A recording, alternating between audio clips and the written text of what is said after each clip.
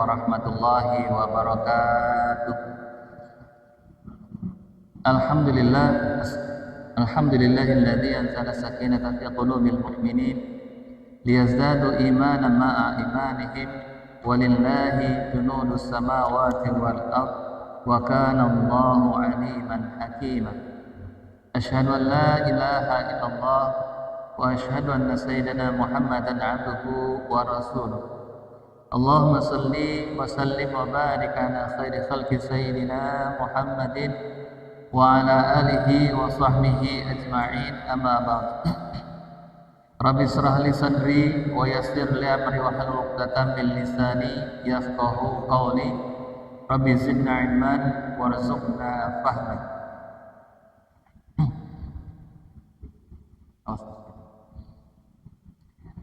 Yang saya hormati orang tua kita semuanya, Bapak Haji Jawahir AS, yang saya hormati teman-teman sekalian, jamaah kajian rutin setiap hari Ahad ba'da Isya.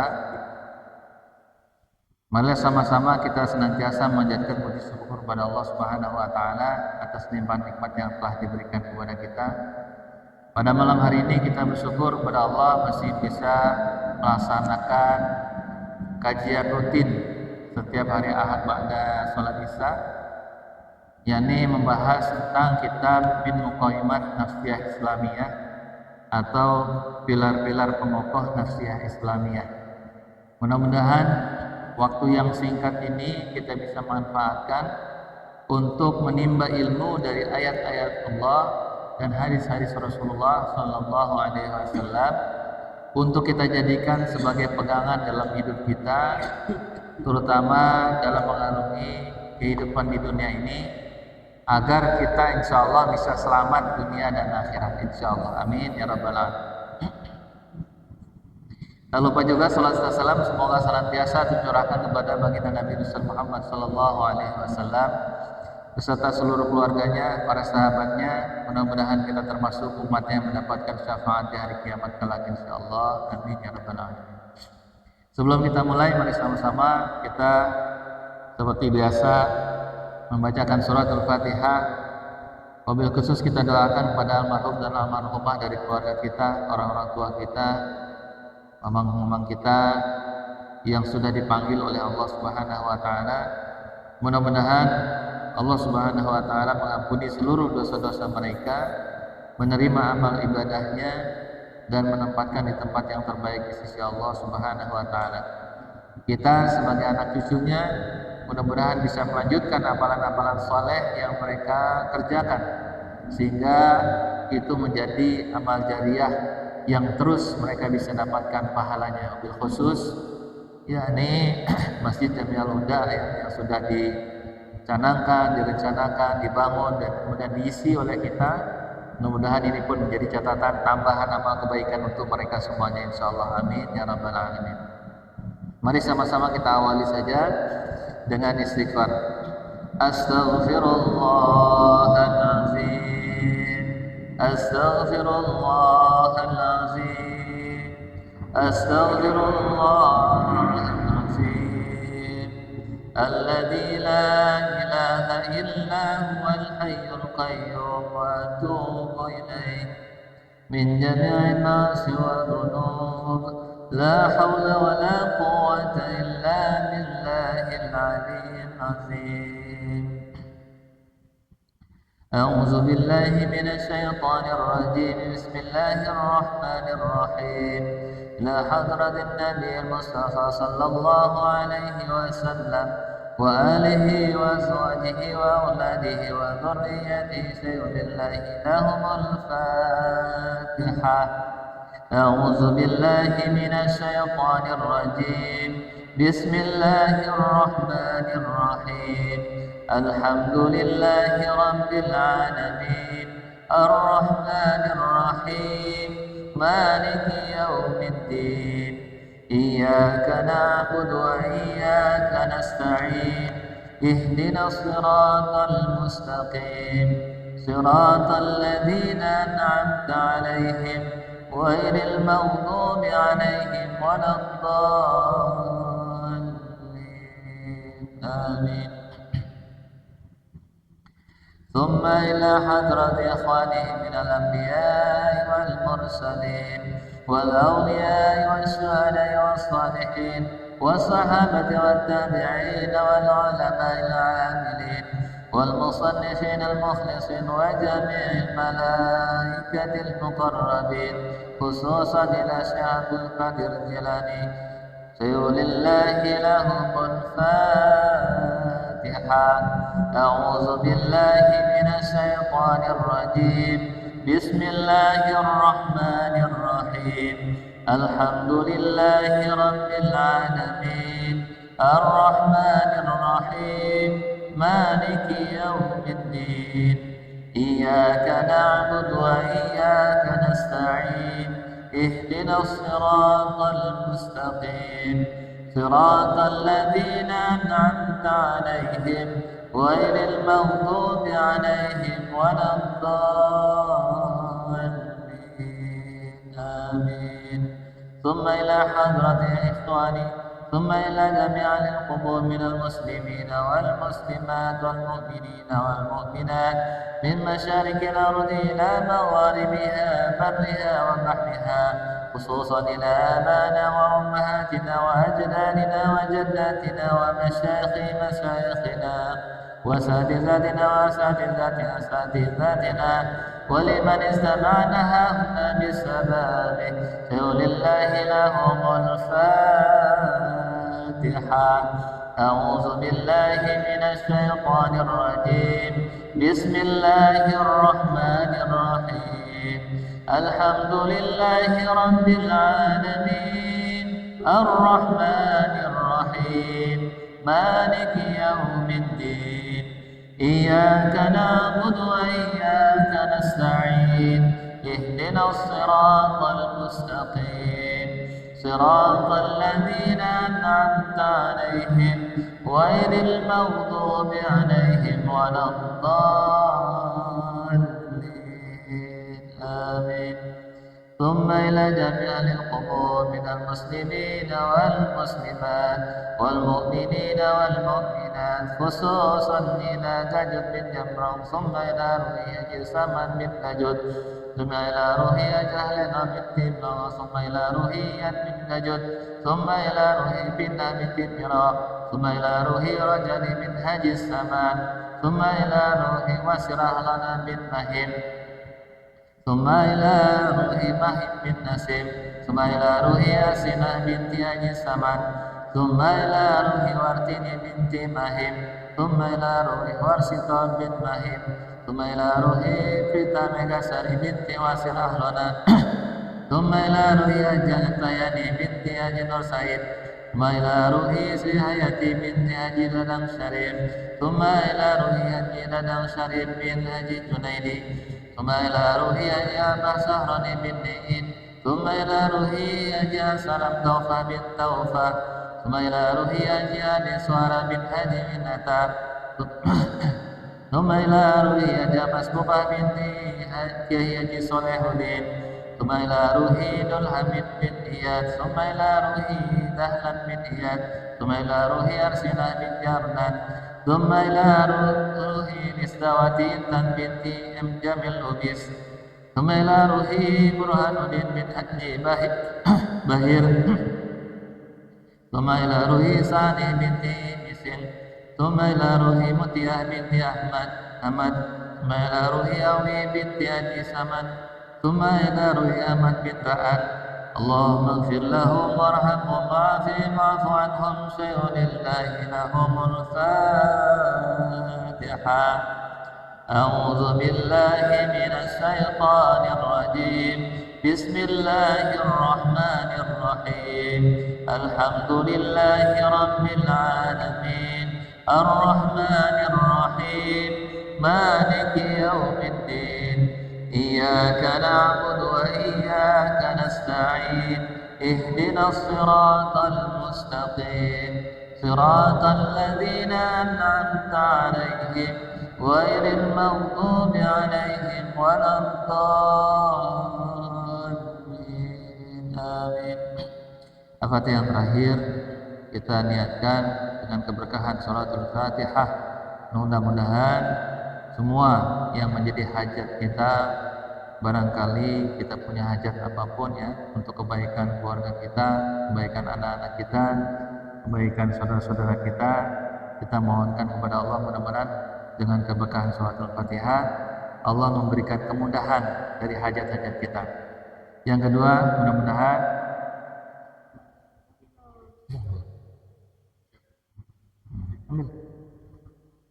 buat yang dalam keadaan sakit, kita doakan mudah-mudahan Allah Subhanahu wa taala segera angkat penyakitnya, diberikan kesembuhan seperti sedia kala. Mudah-mudahan bisa ya menghadiri majlis tengah-tengah kita insyaallah. Amin ya rabbal alamin. Ala hadhihi al-Fatihah. A'udzu billahi minasy syaithanir rajim. Bismillahirrahmanirrahim. Alhamdulillahi rabbil alamin. Ar-Rahmanir Rahim. Maliki yaumiddin. Iyyaka na'budu wa iyyaka nasta'in. Ihdinas siratal mustaqim. Siratal ladzina an'amta 'alaihim ghairil maghdubi 'alaihim waladdallin. Amin. Membeli aku ya.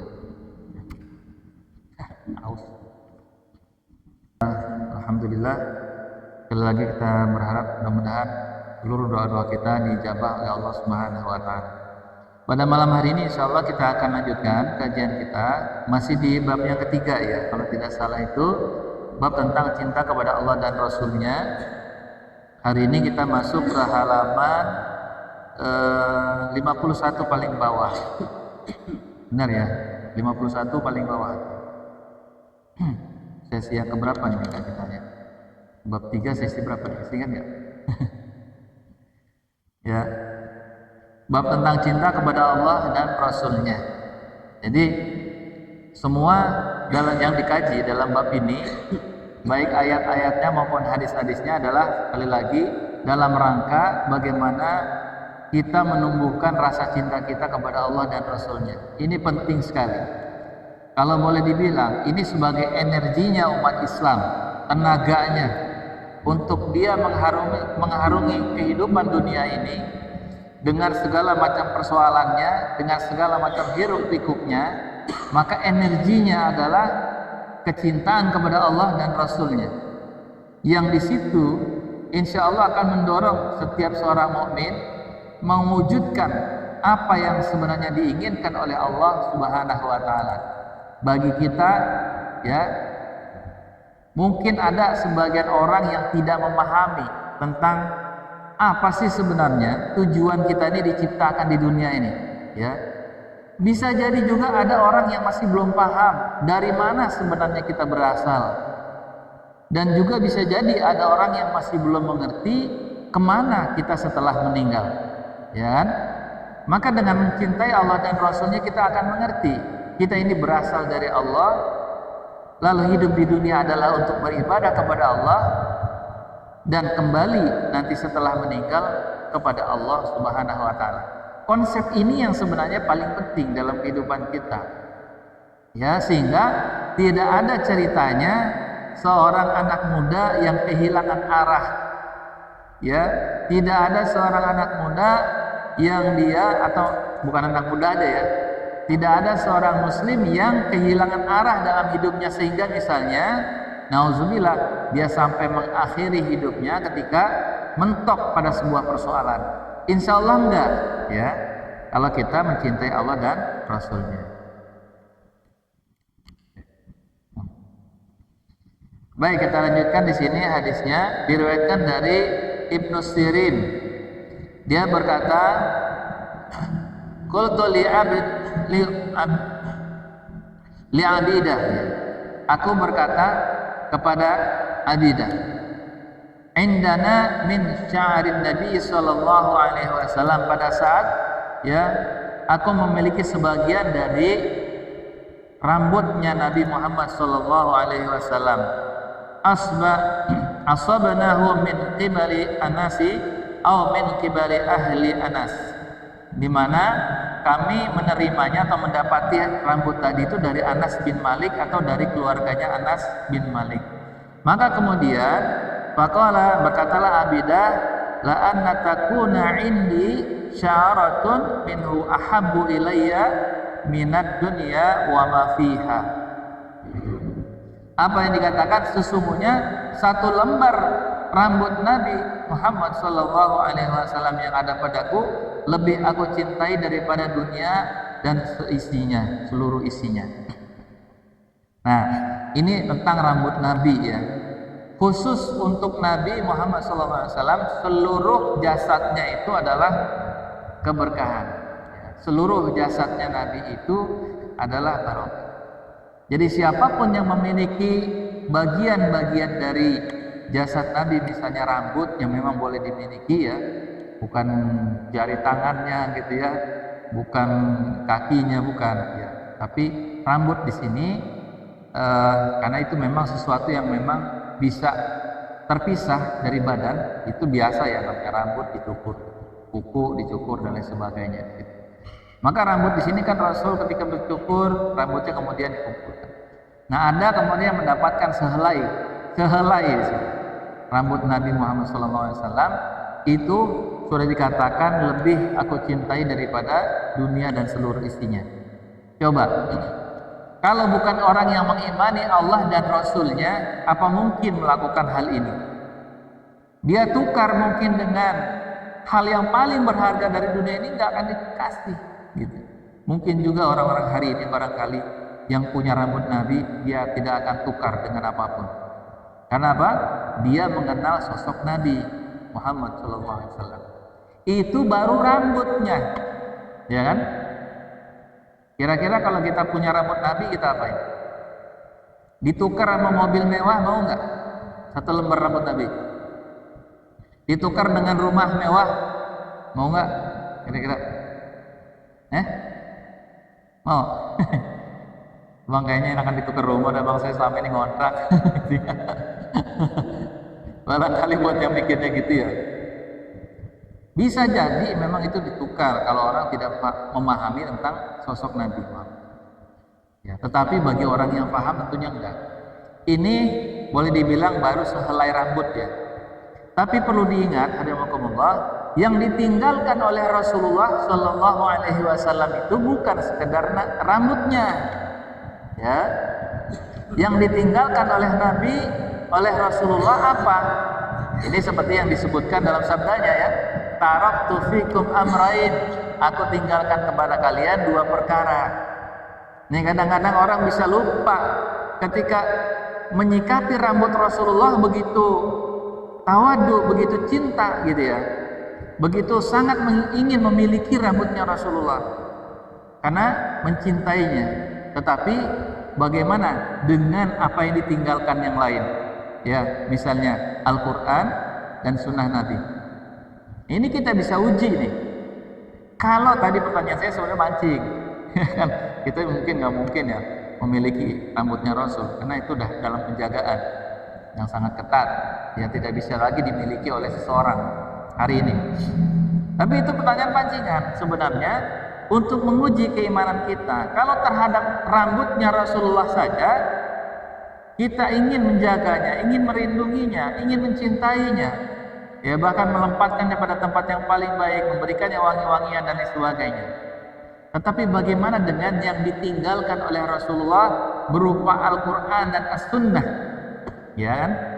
Al-Quran yang menjadi bimbingan, menjadi bimbingan Allah Subhanahu wa taala kepada setiap orang-orang yang beriman. Seharusnya orang yang mencintai Allah dan Rasulnya, mencintai rambutnya Rasul, mencintai barang-barang peninggalan Rasul pun harusnya diiringi dengan mencintai Al-Quran dan As-Sunnah, karena memang itulah peninggalan yang memang harusnya dijadikan pegangan oleh seorang muslim. Ya, nempel nih.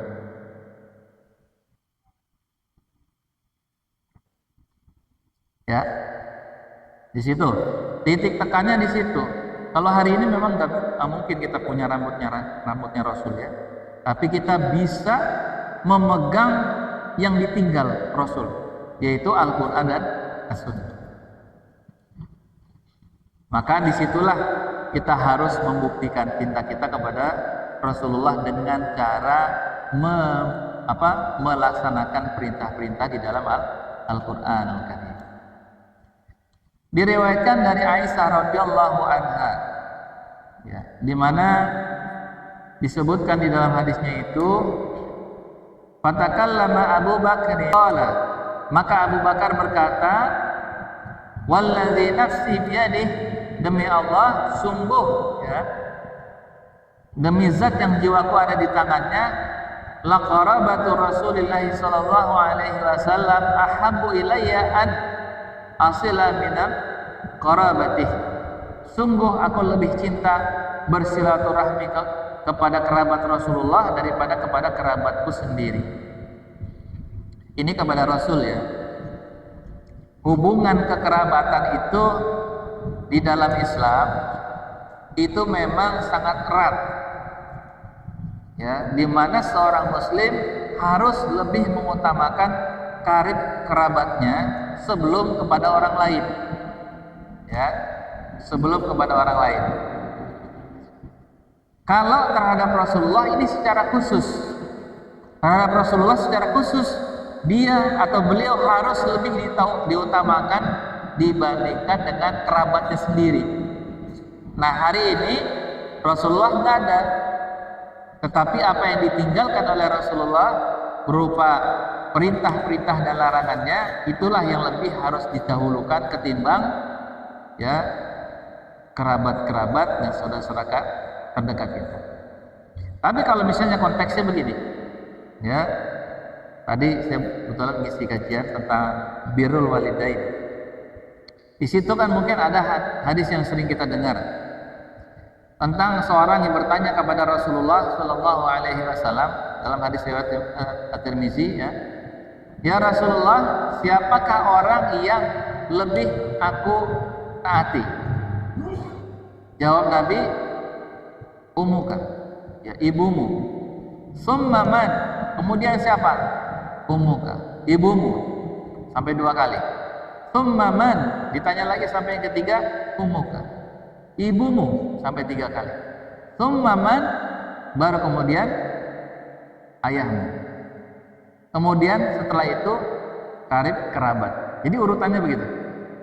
Orang tua yang pertama adalah ibu, kemudian bapak, ayah.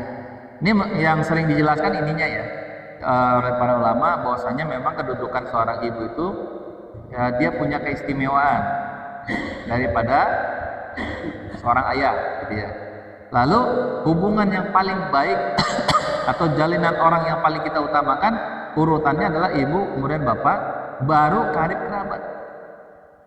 Makanya kita jangan sampai begini, kepada orang lain, kepada teman, bahkan yang jauh dari kerabat kita lebih akrab, gitu ya. Kita lebih sayang, lebih peduli. Misalnya ada teman susah, kita buru-buru. Tapi ketika melihat orang tua sendiri, ya, ibukah, bapakkah, kan gitu, kita nggak buru-buru peduli, gitu misalnya. Ini kebalik. Sesolidar apapun kita terhadap teman-teman kita, kalau kita lebih mengutamakan orang lain dibandingkan orang tua kita, ini kebalik, gitu ya. Baik ketika mereka masih hidup maupun sudah meninggal, ya. Ya, sering kan misalnya disampaikan, kita ziarah bisa kemana-mana, ya, ke makam para wali, tapi lupa misalnya ziarah kepada orang tua, kan gitu. Apalagi orang tua masih hidup, itu lebih wajib, lebih berhak untuk diziarahi, untuk dikunjungi, gitu ya. Makanya alhamdulillah yang punya orang tua masih dekat, gitu ya. Menziarahi orang tua itu dia punya keutamaan, ya. Nah, di sini, ya, jamaah sekalian, dikatakan bahwasanya bersilaturahmi kepada kerabat Rasul lebih diutamakan daripada kerabatku sendiri. Mungkin kita, ya, dengan anak keturunan Rasulullah yang masih ada sampai hari ini, ya, itu juga menjadi orang-orang yang kita cintai. Ya. Nah, sampai di sini silakan. Mungkin ada yang tanyakan. Sambil jalan aja, ya.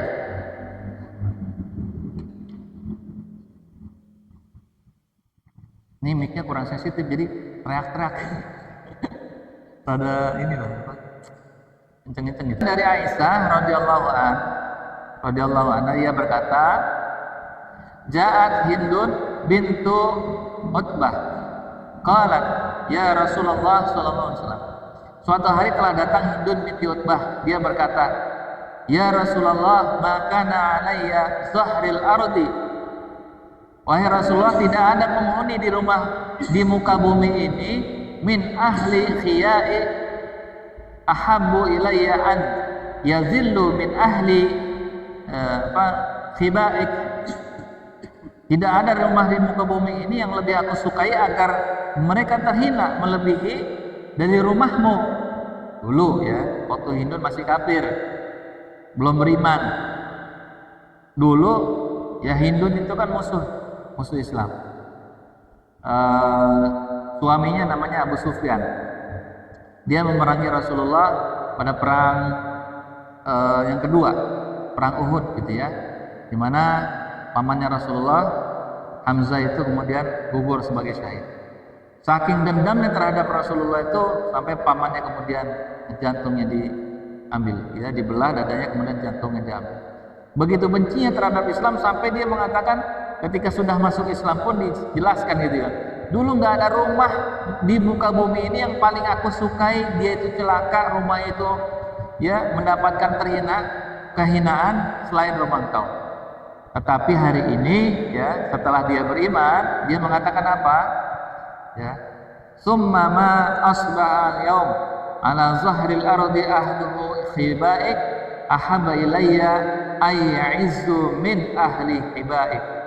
Kemudian hari ini setelah aku beriman, tidak ada penghuni rumah di muka bumi yang lebih aku sukai untuk menjadi mulia daripada penghuni rumahmu. Itulah realitas iman. Dia bisa membolak-balikan sikap seseorang yang tadinya benci, teramat benci, menjadi cinta, teramat cinta.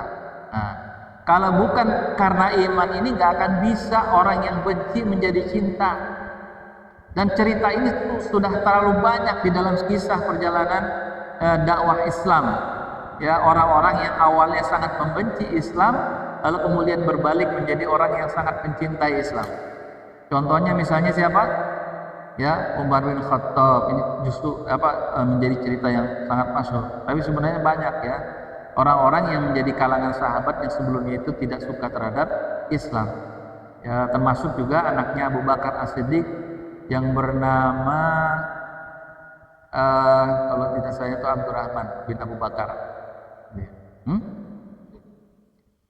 Khalid bin Walid juga termasuk ya. Bukan Abdurrahman bin Abu Bakar, saya lupa nama.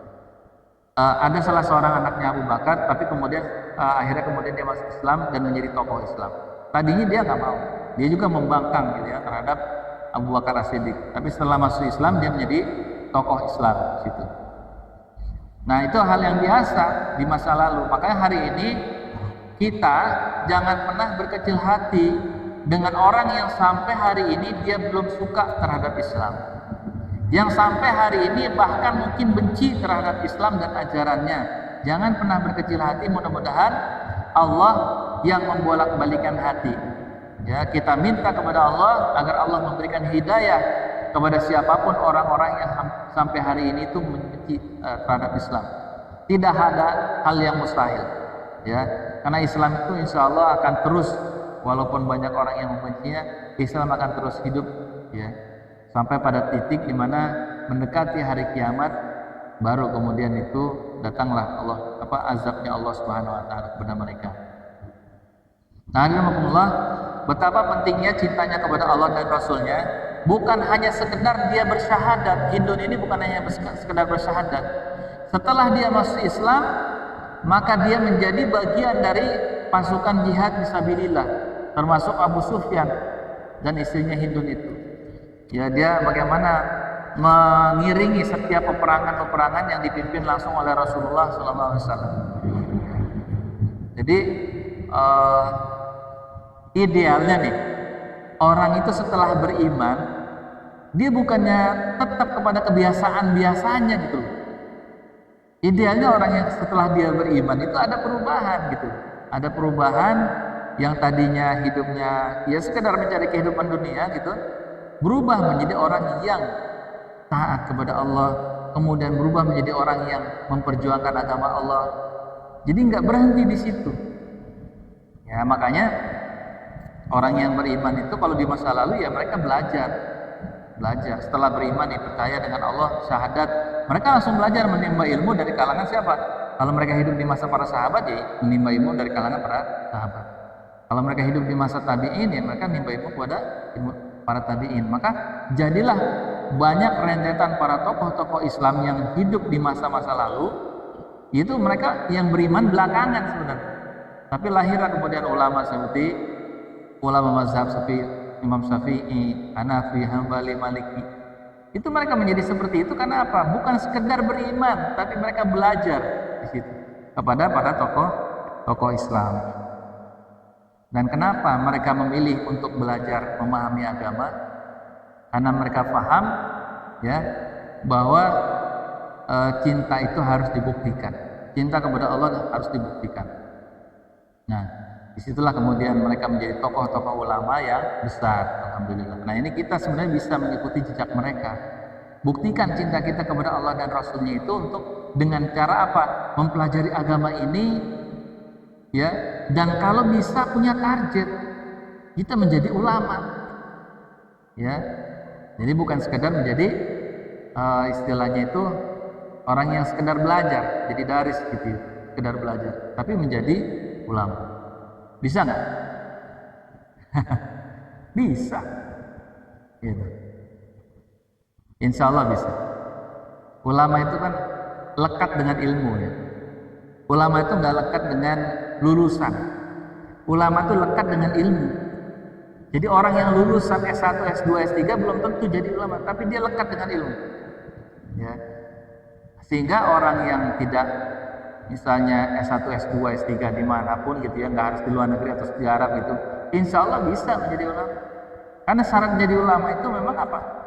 Dia takut kepada Allah Subhanahu wa Ta'ala, bukan lulusannya. Dia takut apa enggak sama Allah. Innama yakhshallahu min ibadihil ulama. Sesungguhnya hamba-hamba Allah yang paling takut kepada Allah Subhanahu wa Ta'ala itu adalah ulama.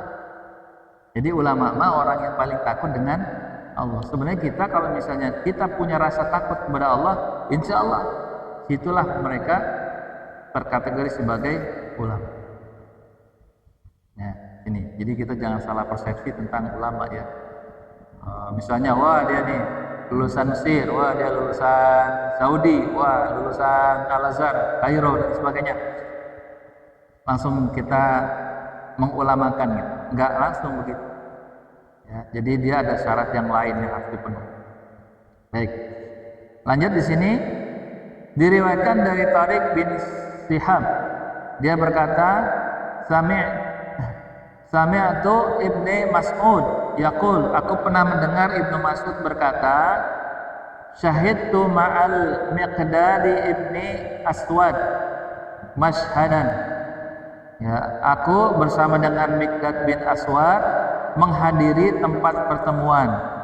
La anna akuna sahibahu, sungguh menjadi temannya itu ahabbu ilayya mimma udila bih, lebih aku sukai daripada menentangnya. Atan Nabi sallallahu alaihi wasallam, orang itu datang kepada Nabi Muhammad sallallahu alaihi wasallam, wa huwa yad'u ala musyrikin, sementara Nabi Muhammad sedang berdoa untuk kehancuran kaum musyrikin. Faqala la taqulu kama qala qaum Musa, kami tidak akan mengatakan sebagaimana perkataan kaum Musa.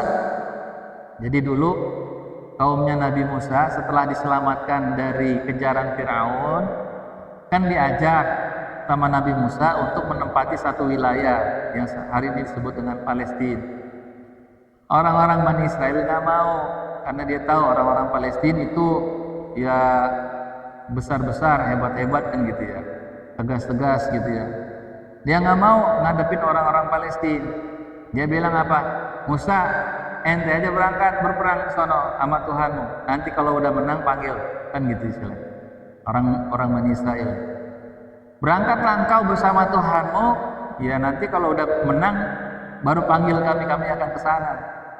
Nah, di sini disinggung cerita itu.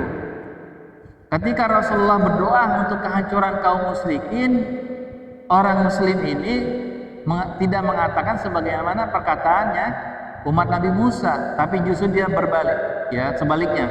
Dia mengatakan apa? Pergilah engkau dan Tuhan, kalau yang umat Nabi Musa itu kan, pergilah engkau dan Tuhanmu, tapi kami akan berperang di sebelah kananmu. Ya. Ya, jadi perkataan dia itu tidak seperti perkataannya umat Nabi Musa, tetapi apa? Dia mengatakan kami akan berperang di sebelah kananmu, di sebelah kirimu, di depan dan di belakangmu. Maka aku melihat wajah Nabi Muhammad SAW dan perkataannya bersinar-sinar. Jadi betapa khawatirnya Rasulullah kalau misalnya kalah dalam peperangan, melihat kondisi kaum muslimin yang melemah gitu ya, maka di situ Rasul berdoa kepada Allah untuk kehancuran orang-orang musyrik. Lalu ada orang yang kemudian mengatakan kami akan berperang bersamamu ya Rasul. Kami tidak sepertinya umat Nabi Musa yang mengatakan berangkatlah engkau dan Tuhan. Nah disitulah bikin Rasulullah kemudian senang dengan perkataan itu. Ya. Kalau dulu di masa Rasul bikin senang Rasul langsung ketahuan ekspresinya. Kalau Rasul senang, Rasul tertawa, Rasul tersenyum, itu langsung ketahuan. Termasuk juga ketika Rasulullah cemberut, marah, tidak suka, juga langsung ketahuan. Hari ini banyak orang yang mengatakan kami cinta kepada Allah dan Rasulnya, tapi apakah itu sudah cukup menyenangkan Rasulullah? Hari ini kita beramal soleh misalnya, apakah amal soleh ini sudah cukup menyenangkan Rasulullah? Apalagi hari ini kalau justru kita lebih banyak bermaksiat kepada Allah dan Rasulnya, apakah itu bisa menyenangkan Allah dan Rasulnya? Ya, memang tidak terlihat secara langsung karena Rasulullah sudah wafat. Ya. Makanya orang yang bermaksiat jangan merasa tenang, orang yang sudah melakukan ketaatan pun jangan sombong. Karena dia tidak mengerti, tidak mengetahui mana di antara amalan-amalannya yang diterima oleh Allah Subhanahu wa taala. Sehingga apa yang harus dilakukan oleh kita, ya sudah istiqomah saja dalam beramal soleh, ya, bukan menjadi kebanggaan. Saya lulusan S3, saya lulusan S2, kan gitu. Tahajud nggak pernah tinggal, duha nggak pernah absen, puasa Senin Kamis selalu, kan gitu. Kadang-kadang kalau dia nggak paham, bisa tergelincir. Dia bisa akan bangga dengan amalnya meskipun tidak disebutkan. Ya, hati-hati di sini. Makanya tugas kita hari ini apa? Jadi bukan sekedar cinta kepada Allah dan Rasulnya itu sebatas lisan, tapi kita wujudkan bagaimana cinta kepada Allah dan Rasulnya itu dengan beramal soleh sesuai dengan perintah Allah dan Rasulnya. Kembalinya ke situ sebenarnya. Ya. Lalu di sini diriwayatkan, hadisnya udah mau habis. Diriwayatkan dari Aisyah radhiyallahu anha bahwasanya saat pernah berkata, Allahumma innaka ta'lamu annahu laisa ahadun ahabba ilayya an ujahidahum fika. Ya Allah, sungguh Engkau mengetahui bahwa tidak ada seorang pun yang lebih aku sukai untuk diperangi karenamu daripada satu kaum, ya, ilayya jahidahum fihi min qaumin kazzabu rasulaka sallallahu alaihi wasallam wa akhrajuhu. Ya, kaum yang mendustai Rasulullah dan mengusirnya. Ini apa berarti statementnya? Ya, sungguh engkau mengetahui tidak ada seorang pun yang lebih aku sukai untuk diperangi. Artinya dia siap memerangi orang-orang yang mendustai Rasulullah dan mengusirnya. Setelah Rasulullah wafat itu kan bagaimana kemudian muncul nabi baru. Siapa namanya? Musailamah. Musailamah itu ngaku nabi, ya kan? Musailamah makanya disebut sebagai Al-Kazzab. Musailamah Al-Kazzab. Jangan kasih nama anak Musailamah. Itu nama seorang tokoh orang kafir yang mengatakan dirinya mendapatkan wahyu nabi. Maka orang yang seperti ini, para sahabat Rasul paham bahwa tidak ada nabi setelah Rasulullah. Maka kalau ada orang yang mengaku nabi setelah Rasulullah, dia harus diperangi karena dia telah mendustai kerasulan Muhammad Shallallahu Alaihi Wasallam. Nah, kita pun ya hari ini siap harusnya membela agama kita manakala ada orang yang menghina atau mencela agama kita. Kita membelanya gitu. Jadi jangan diam. Jadi jangan sampai begini. Ya, ini saya ingat banget nih kata-kata orang-orang liberal ya. Mereka mengatakan, ngapain misalnya kita marah ketika Allah dihina? Ya kan? Allah dihina tetap saja Allah mulia. Ngapain kita misalnya marah ketika Rasulullah dihina? Mereka menghina bagaimanapun Rasulullah tetap mulia. Ngapain kita marah ketika ayat-ayat suci Al-Quran misalnya diinjak-injak, dibakar? Ya, dibakar bagaimanapun ayat suci Al-Quran tetap mulia. Kenapa harus marah? Nah, ini orang-orang liberal ngomongnya gitu. Artinya seolah-olah perkataannya benar. Iya juga sih, kalau orang bodoh mungkin mengatakan begitu. Iya juga, memang Allah tetap mulia walaupun dihina. Allah tetap mulia walaupun tidak disembah. Ya betul memang. Tapi begini, ya, meyakini bahwa Allah mulia, Rasulullah mulia, kitab suci Al-Quran tetap mulia, itu ranahnya akidah. Ranahnya akidah ya. Secara akidah memang kita tetap harus meyakini bahwa Allah tetap saja mulia, Nabi Muhammad tetap saja mulia, Al-Quran tetap saja mulia. Itu ranahnya akidah, keyakinan. Tapi ranahnya amaliyah ini beda gitu. Kalau misalnya Allah dihina, Rasulullah dihina, Al-Quran dihina, ya kita secara amaliyah harusnya marah gitu. Harusnya marah, tidak suka ketika Allah dihina. Itu secara amaliyah memang dituntut. Di dalam Islam itu kita dituntut. Apa misalnya ayatnya? Misalnya salah satunya auzubillahi minasyaitonirrajim, in tansurullaha yansurkum. Apabila kalian menolong agama Allah, Allah pasti akan menolong kalian. Kan di situ kita diperintahkan untuk menolong agama Allah. Agama yang berkaitan dengan agama ini siapa? Ya Allah, ya Rasulullah, ya ayat-ayat suci Al-Qur'annya, ya hadis-hadis nabinya. Itu mesti kita bela gitu.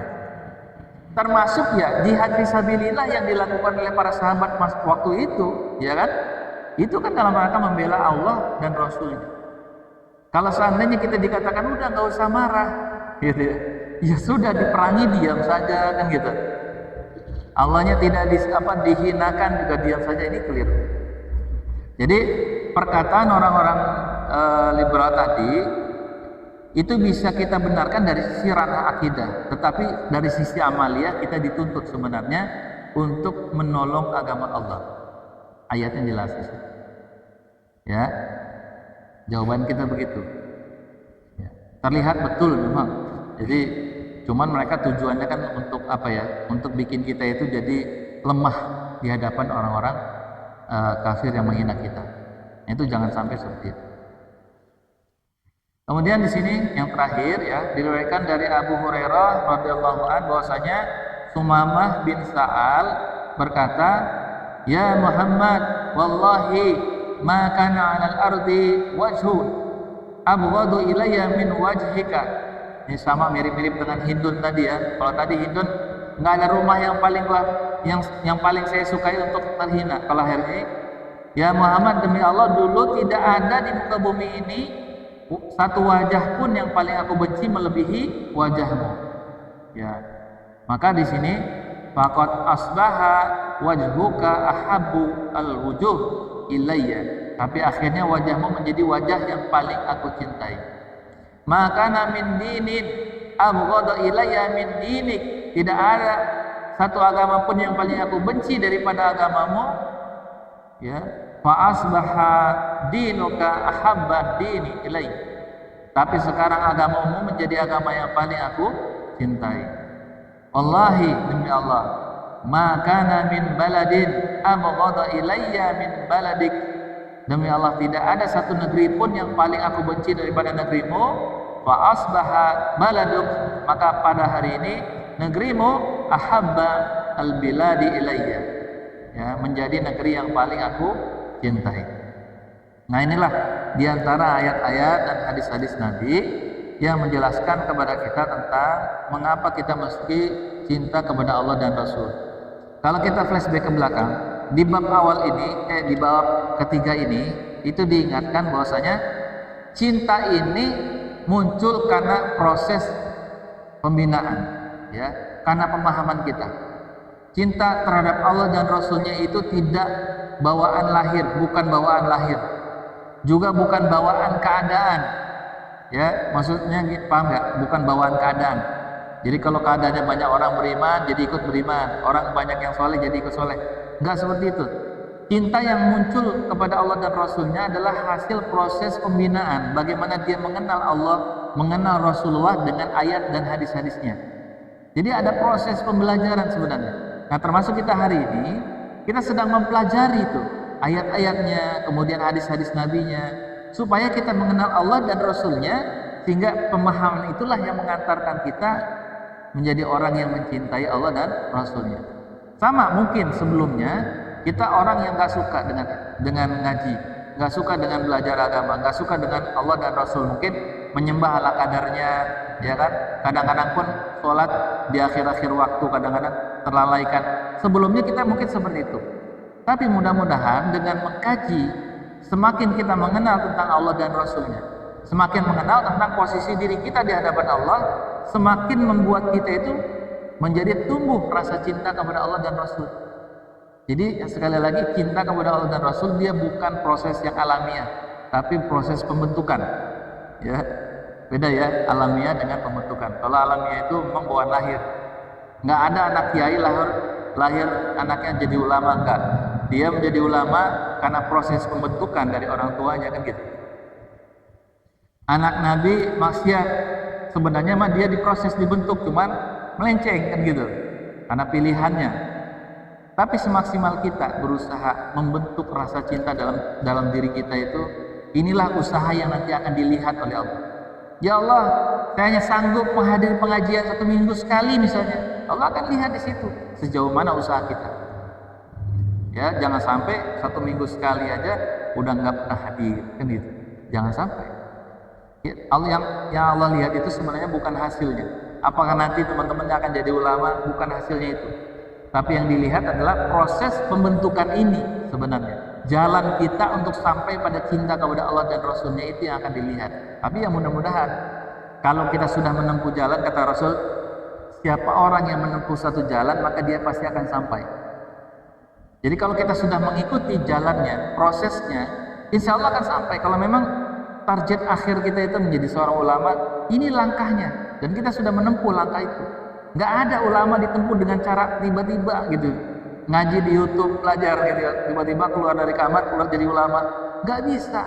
Ada proses yang berjalan terus-menerus bertahun-tahun. Ulama itu dulu memang ditempatnya begitu, dengan ulama juga. Nggak ada ulama yang ditempa dengan proses belajar sendiri, dia mengkaji ayat sendiri, hadis sendiri, itu terbentuk menjadi ulama. Nggak ada kayak gitu. Kalaupun ada ya ulamanya prematur gitu ya, masih belum matang kan gitu. Kemarin sempat ada pertanyaan gitu di majelis taklim di Lekoso, ya, gimana Kak kalau hari ini kan zamannya era digital loh, banyak orang yang belajar lewat YouTube, ya kan, ngaji lewat YouTube, gimana tuh, ya kan? Jawabannya, kalau orang ngaji di YouTube, di satu sisi, ya, YouTube bisa memberikan manfaat banyak buat kita, tambahan ilmu pengetahuan bisa. Tapi ingat, YouTube tuh tempatnya orang mengupload apapun,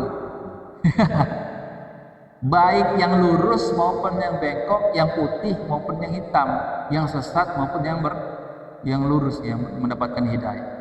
Kita harus hati-hati, harus bisa memilah. Lah, gimana cara kita memilah ini baik, ini buruk, kalau kita nggak punya kaidahnya, standarnya? bahwa yang benar itu adalah seperti ini standarnya, yang buruk adalah standarnya. Kalau standarnya kita nggak punya, nggak bisa kita misalnya mengatakan, oh ini kayaknya bagus nih, ustadznya nih bikin nyaman, adem kan gitu. Oh ini kayaknya nggak bagus nih, panas mulu kan gitu. Nggak bisa diukur dengan perasaan kayak gitu. Wah ini perang mulu nih kan gitu. Langsung kita justifikasi atau bilang ini wah ini buruk nih. Padahal kita lupa Rasul dulu berperang kan gitu. Jadi nggak selamanya berperang itu sesuatu yang buruk. Kita cerna dulu kan gitu. Kalau hari ini kan banyak orang yang kemudian tersesatkan ya pemahamannya, gara-gara dia membatasi diri hanya belajar lewat YouTube. Memang betul bisa kita dapat ilmu di situ, bisa. Bukannya nggak boleh, silakan. Tapi istilahnya saya katakan begini, urf, tahu urf? Ain rofa, urf, tradisi, kebiasaannya ulama atau urfnya ilmu itu ditransfer lewat proses pembelajaran, gitu. Dan urfnya ulama dari dulu mentransfer ilmu itu bersama langsung dengan ulama, duduk bersama ulama di situ. Yang kita sebut dengan halqah. Halqah itu lingkaran. Duduk di hadapan ulama secara langsung seperti hari ini kita, mudah-mudahan insyaallah ya, seperti ini, hadir secara langsung dengan ulama sehingga manfaat yang pertama ya, kita bisa mendapatkan ilmu secara langsung. Kita mendapatkan suasana pembelajaran keilmuan secara langsung di situ. Manfaatnya. Yang kedua, yang ketiga kita bisa bertanya secara langsung. Dan yang keempat paling penting apa? Kita bisa melihat secara langsung bagaimana pengamalan ilmu yang diajarkan kepada ulama itu. Secara langsung kita bisa melihat bagaimana adabnya seorang ulama menyampaikan ilmu, bagaimana kemudian dia mengamalkan ilmu itu dalam kesehariannya. Jadi dulu tuh murid itu hidup bersama ulamanya gitu. Hidup bersama dengan ulamanya. Ya seperti mungkin hari ini kayak di mirip-mirip seperti di pesantren gitu ya, di mana mereka tinggal, tidur, makan bersama dengan ulamanya di situ. Sehingga terbentuklah suasana keulamaan gitu. Nah, kalau dengan YouTube kita bahkan mungkin kadang-kadang dengerin sambil telentang, separuh dengar, separuh tidur kan gitu. Kita kadang-kadang mungkin adab dalam mengkaji ilmunya nggak terbentuk, misalnya kita telanjang badan kan kita sambil dengerin, itu nggak terbentuk suasana keilmuannya. Padahal urfnya tradisi ilmu itu disampaikan lewat sebuah proses interaksi antara murid dengan ulama secara langsung. Makanya urf itu jangan sampai hilang gitu loh. Meskipun zaman canggih YouTube, kita nggak bisa membatasi diri. Bahasan ini mah tinggal cari aja, klik di YouTube judul ini ada. Misalnya hari ini diumumin kajian kita temanya adalah tafsir tentang surah Al-Ahqaf ayat 15 tentang birrul walidain.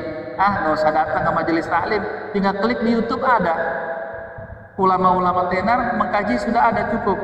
Betul bisa.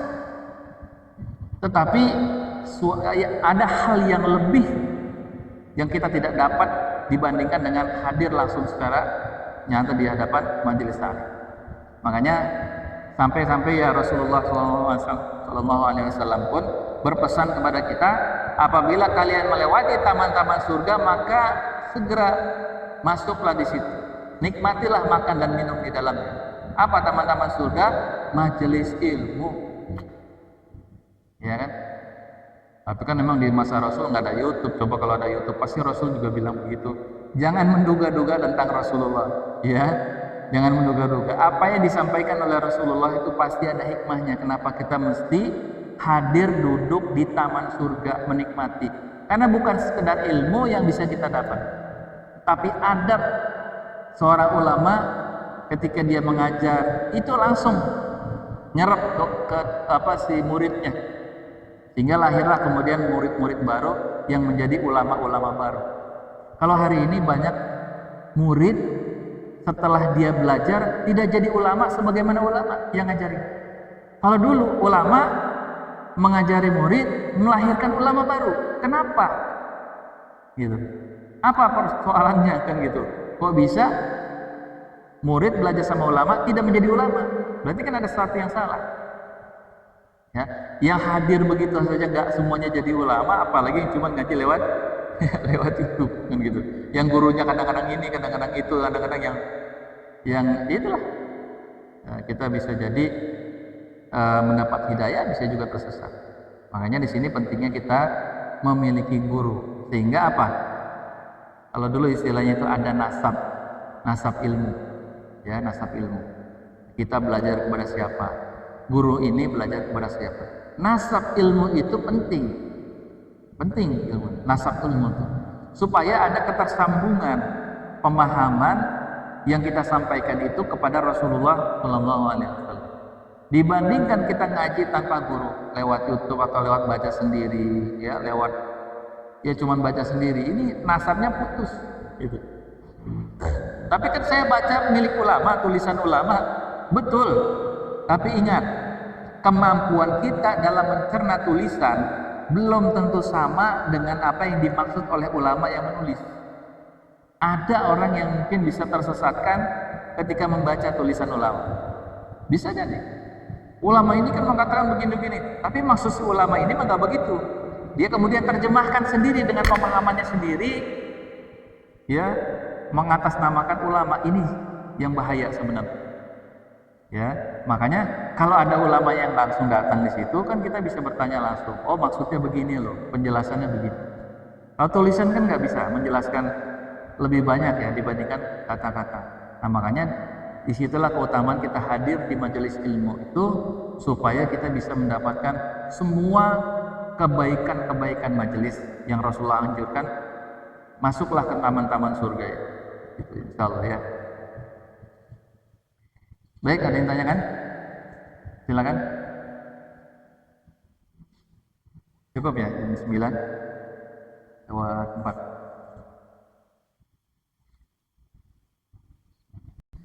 Baik, kalau tidak ada yang tanyakan, mudah-mudahan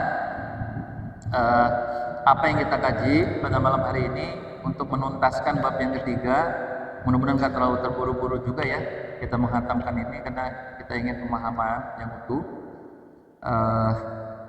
Kita sama-sama akhiri pertemuan kita pada malam hari ini. Kita berdoa kepada Allah Subhanahu Wa Taala. Yang pertama, kita mohon kepada Allah agar Allah memberikan keberkahan ilmu kepada kita yang kita pelajari malam hari ini. Mudah-mudahan ilmu ini bisa terus kita amalkan, kita ajarkan kepada anak, istri kita, ya semua saudara-saudara kita sampaikan ya. Jadi ilmu jangan hanya berhenti pada diri kita, tapi ajarkan kepada yang lain. Yang kedua, kita mohon kepada Allah agar diberikan kesehatan. Semoga mudah-mudahan dengan kesehatan itu kita bisa terus istiqomah hadir di majelis taklim. Yang ketiga, kita mohon kepada Allah mudah-mudahan ya berkah dari duduknya kita di tempat ini diampuni seluruh dosa-dosa kita. Amin ya rabbal alamin. Astaghfirullahaladzim, astaghfirullahaladzim, astaghfirullahaladzim. Lakal hamdu ya Allah ya maulana ya ma'bud. Allahumma salli wa sallim wa barik ala sayyidina Muhammadin fil awwalin wal akhirin. Wa sallim wa radallahu tabaraka an kulli sahabati Rasulillah ajma'in. A'udzu billahi minasy syaithanir rajim. Bismillahirrahmanirrahim. Alhamdulillahi rabbil alamin. Hamdan yuwafi ni'amahu wa yukafi mazidah. Ya Rabbana lakal hamdu wa lakal syukru wa lakal mulku wa lakal ma'bud kama yanbaghi li jalali wajhikal karim wa 'azimi sultanik. Allahumma salli ala sayyidina Muhammad wa ala ali sayyidina Muhammad. Allahumma ighfir lil muslimin wal muslimat wal mu'minin wal mu'minat al ahya'i minhum wal amwat innaka antas sami'ul qareeb mujibud da'wati ya qadiyal hajat. Rabbana zalamna anfusana wa illam taghfir lana wa tarhamna lanakunanna minal khasirin. رب اجعلنا مقيم الصلاة ومن ذريتنا ربنا وتقبل دعاء. اللهم أرنا الحق حقا وارزقنا اتباعه وأرنا الباطل باطلا وارزقنا اجتنابه. اللهم أعنا على ذكرك وشكرك وحسن عبادتك. يا مقلب القلوب ثبت قلوبنا على دينك. يا مقلب القلوب ثبت قلوبنا على دينك. يا مقلب القلوب ثبت قلوبنا على دينك. ربنا ظلمنا أنفسنا وإن لم تغفر لنا وترحمنا لنكونن من الخاسرين. رب اغفر لنا ولوالدينا وارحمنا وارحمهما كما ربونا صغارا. ربنا آتنا في الدنيا حسنة وفي الآخرة حسنة وقنا عذاب النار وأدخلنا الجنة مع الأبرار يا عزيز يا غفار يا رب العالمين. اللهم ارزقنا بحسن الخاتمة. وصلى الله على نبينا محمد سيد المرسلين وعلى آله وصحبه أجمعين. سبحان ربك رب العزة عما يصفون وسلام على المرسلين والحمد لله رب العالمين. Kita akhiri dengan hamdalah dan akhir majelis. Alhamdulillahi rabbil alamin. Subhanakallahumma wa bihamdika asyhadu an la ilaha illa anta astaghfiruka wa atubu ilaik. Assalamualaikum warahmatullahi wabarakatuh. Ya Rabbi bil Mustafa balligh maqasidana waghfir lana ma madha ya wasi'al karami. Ya Rabbi bil Mustafa balligh maqasidana waghfir lana ma madha ya wasi'al karami. Ya Allah biha ya Allah biha ya Allah bihusnil khatimah. Ya Allah biha ya Allah biha ya Allah bihusnil khatimah. Allahumma salli wa sallim wa barik alaihi.